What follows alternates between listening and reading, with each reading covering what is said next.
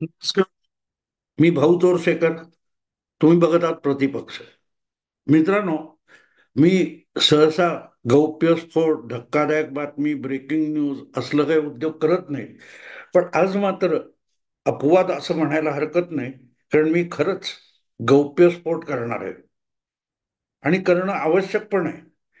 कारण अचानक गेले 2 दिवस म्हणजे रविवार सोमवार अशी बातमी कानावर पडली की मला कुतूहल निर्माण झालं आणि मी त्या बातमीचा शोध घेण्याचा प्रयत्न केला.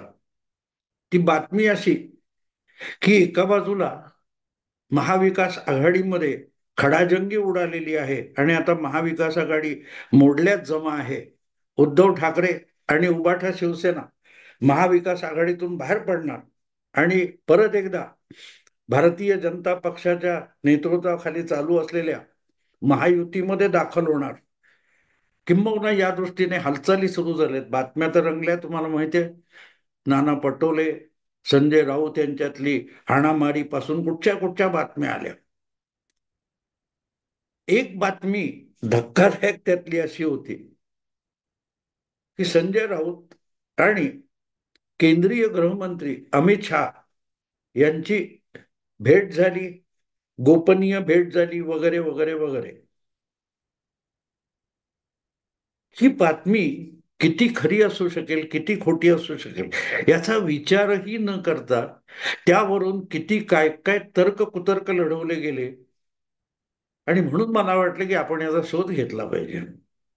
आता गंमत अशी आहे की भाजपच्या सगळ्या निवडणुकांचे चाणक्य म्हणून किंवा रणनीतिकार म्हणून गेल्या 10 वर्षात अमित शहा यांची सगळ्या जगाला ओळख झालेली आहे. आता सुद्धा लोकसभा असो किंवा हरियाणा वगैरेच्या निवडणुका असोत, महाराष्ट्र झारखंडच्या निवडणुका असोत, त्यासाठी जागा वाटप, मित्र पक्षांशी बोलणी, या सगळ्या बाबतीत पक्षाचे राष्ट्रीय अध्यक्ष जे पी नड्डा यांना सुद्धा बाजूला ठेवून थेट बोलणी करणारे, वाटाघाटी करणारे किंवा काही प्रसंगी आदेश देणारे कोण असतील तर ते अमित शहा हे आपल्याला माहिती आहे. अगदी काल परवा बातमी आली आणि जाहीरपणे पण अमित शहा बोलले की जागा वाटपाचा महाराष्ट्रातला जो प्रश्न आहे त्यात अजितदादांना आम्ही वाऱ्यावर सोडणार नाही. अजितदादांना घेऊनच महाविकास आघाडी निवडणूक लढवेल. आत्ता लगेच भाजपचाच मुख्यमंत्री आणण्याचा हट्ट सुद्धा आमचा नाहीये. 2029 नंतर स्वबळावर महाराष्ट्रात सरकार बनवण्याचा विचार होईल, इतकं 5 वर्ष नंतरच अमित शहा बोलले. आणि दुसरीकडे एकनाथ शिंदे यांना त्यांनी एक सल्ला दिला की जसा सत्तांतर करताना संख्याबळ तुमच्यापेक्षा दुपटीने जास्त असूनही आम्ही किंवा भारतीय जनता पक्षाने त्याग केला असेल, तर आगामी विधानसभा निवडणुका ज्या होऊ घातलेल्या आहेत त्याच्या जागा वाटपामध्ये एकनाथ शिंदे किंवा तत्सम मित्र पक्ष जे आहेत त्यांनाही त्याग करावा लागेल. जागा वाटपामध्ये त्याग करावा लागेल. याचा अर्थ सरळ आहे की घासाघीस वगैरे होणार नाही. भाजप हा अखिल भारतीय पातळीवर आणि महाराष्ट्र पातळीवर महाविकास आघाडी, महायुतीचा किंवा एनडीएचा सर्वात मोठा भाऊ आहे, थोरला भाऊ आहे, किंबहुना पालक भाऊ आहे. आणि म्हणूनच सगळ्यांनी त्याग करावा लागेल. आणि अशा वेळेला विधानसभा निवडणुकीच्या अर्ज भरायची सुरुवात होऊ घातली आहे. त्यावेळेला अचानक उद्धव ठाकरे हे महाविकास आघाडी मोडून भाजपच्या महायुतीमध्ये सामील होणार आणि त्यासाठी संजय राऊत यांची अमित शहा यांच्याबरोबर बोलणी झाली, भेट झाली, गोपनीय भेट झाली. मला तर असं वाटतं मित्रांनो, गौप्यस्फोट असा आहे की ही नुसती बातमी वाचून सुद्धा किंवा कानावर पडल्यानेच केंद्राचे गृहमंत्री अमित शहा यांना दरदरून घाम फुटला असेल. घाम फुटला असेल कारण गेल्या 5 वर्षाचं जे राजकारण संजय राऊत आणि उद्धव ठाकरे यांनी महाराष्ट्रात केलं आणि त्याचा राष्ट्रीय पातळीवर गवगवा केला, त्यानंतर या दोघांशीही कुठल्याही गोपनीय बंद दरवाजा आडच्या भेटीगाठी करणं किंवा त्यांच्याशी बोलणी करणं, याला कुठल्याही पक्षाचा कुठलाही नेता जर घाबरत असेल तर दुधाने तोंड भाजलेले केंद्रीय गृहमंत्री भाजपचे चाणक्य अमित शहा ताक सुद्धा काय फुंकून पितील. ताकाच्या जे ताक ज्या गाडग्यात आहे त्या गाडग्याला देखील फुंकर मारल्याशिवाय त्या ताकाकडे अमित शहा बघणार सुद्धा नाही. आणि म्हणूनच मला खात्री आहे ही बातमी मराठी माध्यमात प्रसिद्ध झाली, त्याच्यावरून मावड्या उठल्या, चर्चा सुरू झाली, कुजबूज सुरू झाली आणि हळूहळू हिंदी आणि इंग्लिश माध्यमात सुद्धा ही बातमी उचलली गेली. तेव्हा अमित शहाना खरोखरच धडकी भरली असेल. राजकारणात दोन हात करायला, डावपेच करायला किंवा निवडणुका लढवायला आणि राजकीय कार्यक्रम करायला अमित शहा घाबरत नाहीत. गुजरातच्या राजकारणापासून जे जे प्रसंग आले त्याला समर्थपणे अमित शहा सामोरे गेलेले आहेत. अगदी त्यांना तुरुंगात टाकलं गेलं 3-4 महिने, त्यांना गुजरातमधून तडीपार केलं गेलं, त्याला सुद्धा न घाबरलेला हा भाजपचा योद्धा चाणक्य हा नुसत्या एका बातमीने, ब्रेकिंग न्यूजने इतका घाबरतो, याचं कोणालाही नवल वाटेल पण घाबरण्यासारखंच आहे. मित्रांनो, खोटा नाटा आळ घेणं, आरोप करणं आणि ते माध्यमातून त्याचा डंका पेटून घेणं आणि त्याचे दुष्परिणाम आपल्याला भोगायला लागणं, याला कोणीही घाबरणारच. आणि अमित शहा कितीही मोठे असले तरी माणूस आहेत. आणि म्हणून स्वप्नात जरी त्यांना वाटलं की आपण उद्धव ठाकरे यांच्याबरोबर बोलणी करतोय आणि ती बोलणी गोपनीय आहेत, ज्याला तिसरा कोणी साक्षीदार नाही, असं स्वप्नात जरी दिसलं तरी अमित शहा घाबरतील. कारण इतका खोटारडेपणा संजय राऊत आणि उद्धव ठाकरे यांनी गेल्या 5 वर्षात अतिशय वाजत गाजत केलेला आहे. बंद दरवाजा आड फेब्रुवारी 2019 मध्ये आम्हाला वचन दिलं होतं की अर्धा अर्धा मुख्यमंत्री पदाचा हिस्सा तुम्हाला मिळेल, अर्धी सत्ता मिळेल. हे सगळं कबूल केलं होतं आणि हे सगळं गोपनीय होतं. तर ते फक्त उद्धव ठाकरेंपुरतं गोपनीय होतं. बाकीच्या भाजपवाले हे स्टेजवरून 19चा प्रचार करताना तावातावाने देवेंद्र फडणवीस हाच आपला मुख्यमंत्री असं सांगत होते. नरेंद्र मोदी असोत, अमित शहा असोत, जयप्रकाश नड्डा असोत, भाजपचा कुठलाही नेता छाती ठोकपणे निवडणूक प्रचारात देवेंद्र फडणवीस हा चेहरा पुढे आणत होते. आणि देवेंद्र फडणवीस सुद्धा छाती ठोकून मी पुन्हा येईन, मी पुन्हा येईन सांगत होते. आणि या सगळ्या काळामध्ये तोंड पाटीलकी करणारे संजय राऊत असोत किंवा आज मोठा आवेशात बोलणारे उद्धव ठाकरे असोत, यांनी कमालीचा संयम दाखवला. ज्यांना 2 मिनिटासाठी सहनशीलता पाळता येत नाही असे उद्धव ठाकरे त्या सगळ्या 5 वर्षापूर्वीच्या निवडणूक प्रचारात कमालीचा संयम पाळत होते की जे ठरलेलं नाही ते अमित शहा, नरेंद्र मोदी, देवेंद्र फडणवीस प्रचाराच्या मोठमोठ्या सभांमध्ये, विराट सभांमध्ये सांगतायत आणि हे धादांत खोटं बोलतायत असं चुकूनही उद्धव ठाकरे बोलले नाहीत. याला संयमाचा महामेरू म्हटलं पाहिजे. हा, एक गोष्ट खरी होती की बाळासाहेबांचं मातोश्री मधलं जे दालन आहे तिथे बंद दरवाजा आड अमित शहा आणि उद्धव ठाकरे यांच्यात फायनल बोलणी झाली होती आणि त्यामध्ये तिसरा कोणी साक्षीदार नव्हता. असं असताना जर उद्धव ठाकरे यांनी सगळ्या निवडणूक प्रचारामध्ये ही गोपनीयता राखली तर मग विधानसभा निकालानंतर 1 तास सुद्धा जाऊ दिला नाही आणि त्याचा गौप्यस्फोट केला. इतकी गोपनीयता पाळण्याचा संयम उद्धव ठाकरेंकडे आहे. त्यामुळे अमित शहाना त्यांच्याबरोबर परत आयुष्यात कधीही बंद दरवाजा आड बोलण्याची हिंमत उरणार नाही. इतका मोठा गौप्यस्फोट उद्धव ठाकरे यांनी करून टाकलाय. आणि त्या सगळ्या अपप्रचारातून, आरोपातून 5 वर्ष होरपळलेले अमित शहा त्यानंतर परत एकदा संजय राऊत असोत, उद्धव ठाकरे असोत किंवा त्यांचे सुपुत्र आदित्य ठाकरे असोत, यांच्याशी बंद दरवाजा आड किंवा गोपनीय बैठक, मीटिंग, बोलणी करण्याची हिंमत देखील करणार नाही. हे साधं सरळ लॉजिक आहे, हे साधं तर्कशास्त्र आहे.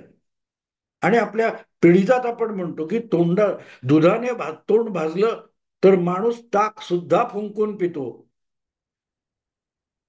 अशा वेळेला आता जर परिस्थिती असेल आणि अमित शहाना उद्धव ठाकरे किंवा संजय राऊत यांच्याशी बोलायची वेळ आली, तर ते कमीत कमी 5 ते 10 फुटाचं अंतर दोघांमध्ये ठेवून एवढ्या मोठ्याने बोलतील की कमीत कमी आसपासच्या 10, 15, 25 लोकांना उद्या साक्षीदार बनवता आलं पाहिजे. ही आजची वस्तुस्थिती आहे. आजची वस्तुस्थिती आहे. आणि म्हणूनच उद्धव ठाकरे यांनी एकनाथ शिंदे यांच्या शपथविधीपूर्वी देवेंद्र फडणवीसांना, मीच सगळी शिवसेना घेऊन तुमच्याकडे येतो, एकनाथला मुख्यमंत्री करू नका, तुम्ही मुख्यमंत्री व्हा, असा आग्रह फोनवर केल्यानंतर सुद्धा देवेंद्र फडणवीसांनी त्याच्यावर विश्वास ठेवला नाही. उद्धव ठाकरेंशी एकटं गाफील आपलं एकटं आणि गोपनीय आणि बंद दरवाजा आड बोलायला भाजपचे लोक इतके घाबरत आहेत की आता तो हळूहळू अनुभव महाविकास आघाडीतल्या मित्र पक्षांना यायला लागले. मग ते शरद पवार असोत, नाना पटोले असोत किंवा कोणी असोत. काल परवाची गोष्ट आहे, महाविकास आघाडीमध्ये जागा वाटपासाठी जी 3 पक्षाच्या नेत्यांची बैठक झाली, त्यानंतर बाहेर येऊन संजय राऊत यांनी नाना पटोलेंबरोबर चर्चा होणार नाही किंवा केंद्राशी बोलणी करू, हायकमांडशी बोलणी करू, या जो काय पवित्रा घेतला, त्यानंतर महाविकास आघाडीतल्या मित्र पक्षांनाही लक्षात आलं की यांच्याबरोबर कुठली गोष्ट गोपनीय बोलण्यात अर्थ नसतो. आणि म्हणूनच मग एक गोष्ट साफ होते की आपण गोपनीय बोललो संजय राऊतांशी किंवा संजय राऊत आणि आपली बोलणी झाली आहे, गुपचूप भेट झाली आहे, हे ऐकून सुद्धा अमित शहानी स्वतःला चिमटा काढला असेल की अरे असं झालंय का, आणि झालं असेल तर ह्याचे काय काय भयंकर परिणाम होतील. यामुळे असल्या भीतीने अमित शहा घाबरलेले असतील. अरे एक साधी गोष्ट लक्षात घ्या की संजय राऊत अमित शहाना भेटायचं असेल तर एक तर अमित शहा मुंबईत आलेले असायला पाहिजेत किंवा संजय राऊत दिल्लीला गेलेले असले पाहिजेत. संजय राऊत यांचे सर्वात घनिष्ठ मित्र अनिल थत्ते यांनी आपल्या व्हिडिओमध्ये खुलासा केलाय की अगर संजय राऊत त्या दिवशी संपूर्ण दिवस मुंबईत असेल आणि अमित शहा दिल्लीत असतील तर ही भेट कशी होऊ शकते. आणि त्यामुळे ही सरळसकट अफवा आहे. आणि नुसती अफवा नाही, ही बातमी कुठून आली बघा, याचाही खुलासा अनिल थत्ते करतो. अनिल थत्ते अनेकदा मनोरंजन करतो आहे, पण ह्या व्हिडिओमध्ये अनिल थत्तेने अत्यंत तर्कशुद्ध घटनाक्रम मांडलेला आहे. बातमी कुठे आली तर साम टीव्ही या चॅनेलवर आली. साम टीव्ही कोणाचा? सकाळ वृत्त समूहाचा.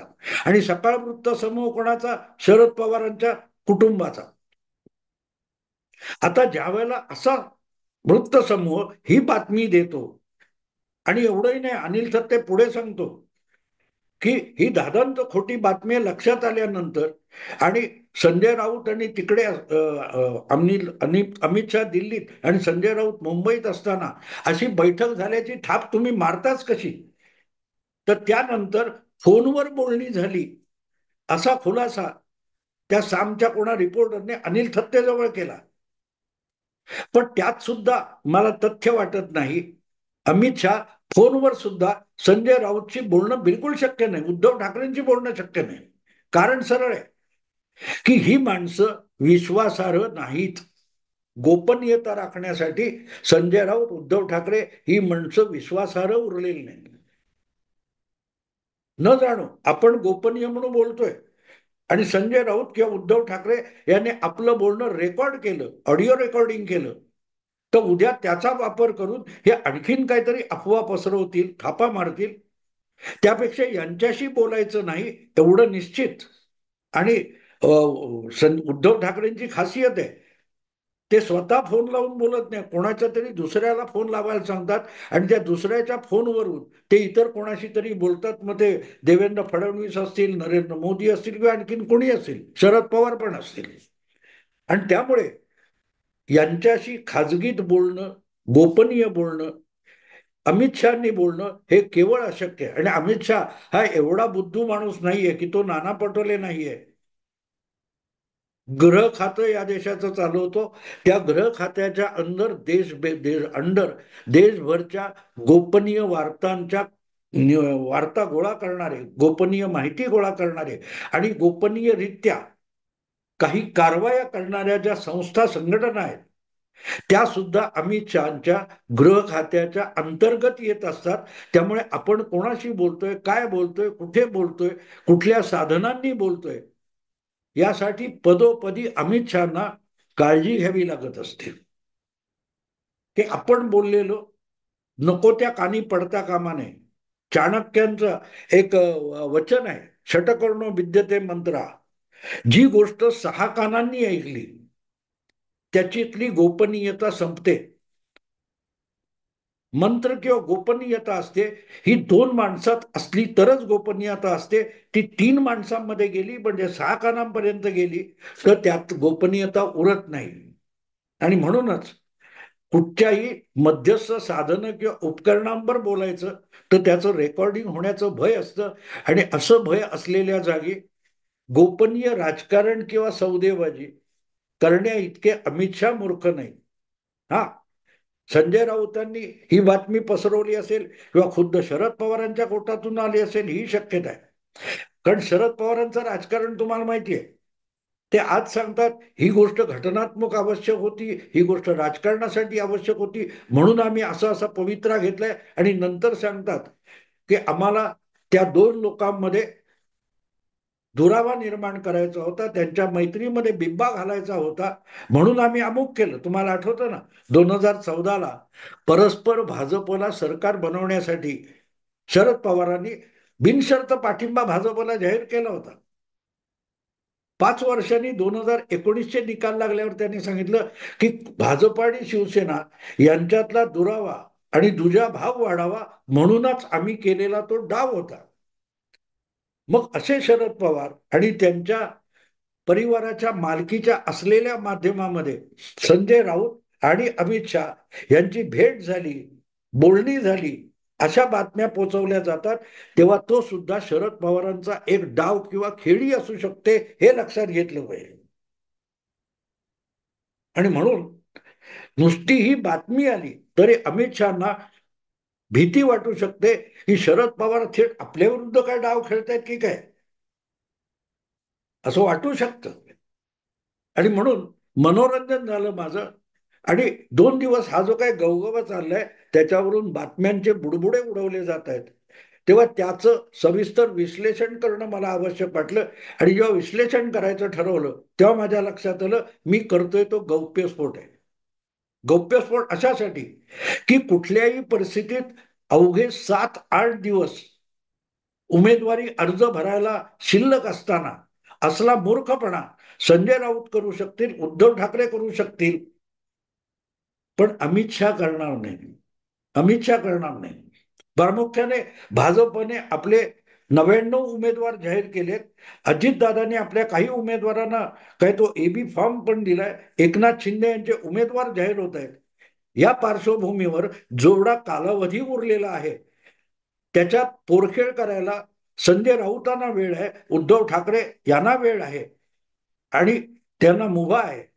पण अमित शहा जे देशाचं गृह खातं चालवतात आणि एका देशव्यापी सर्वात मोठ्या पक्षाच्या सगळ्या निवडणूक रणनीतीला आकार देत असतात, त्यांना असला पोरखेळ करायची कुठचीही मुभा नाही किंवा सवलत मिळू शकत नाही.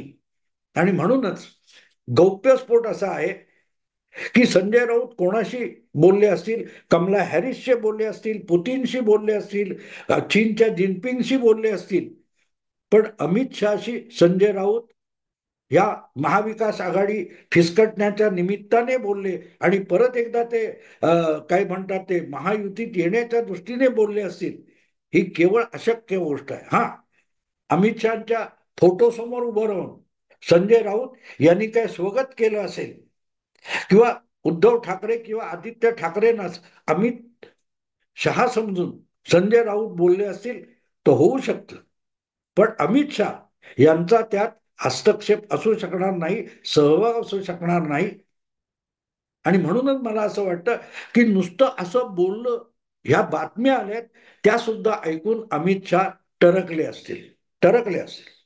साधी सरळ गोष्ट आहे. ज्यांची विश्वासार्हता संपली, त्यांच्याशी कुठलीही गंभीर गोष्ट बोलणं किंवा व्यवहारी गोष्ट बोलणं हे कुठल्याही अत्यंत व्यवहारी आणि व्यवहारात यशस्वी असलेल्या माणसाला घाबरवणारी गोष्ट असते, घाबरवणारी गोष्ट असते. आणि म्हणून गौप्यस्फोट इतकाच आहे की संजय राऊत आणि अमित शहा यांची भेट झाली किंवा बोलणी झाली, अगदी फोनवर बोलणी झाली, यावर काडी मात्र विश्वास ठेवायची गरज नाही. भर मध्यरात्रीच्या सुमाराला सूर्योदय झाला याच्यावर आपण जितका विश्वास ठेवू, तितकाच आपण या बातमीवर विश्वास ठेवा. हाच गौप्यस्फोट आहे. आता इथेच थांबतो. आवडलं लाईक करा, शेअर करा आणि प्रतिपक्षाला सबस्क्राईब करा. नमस्कार.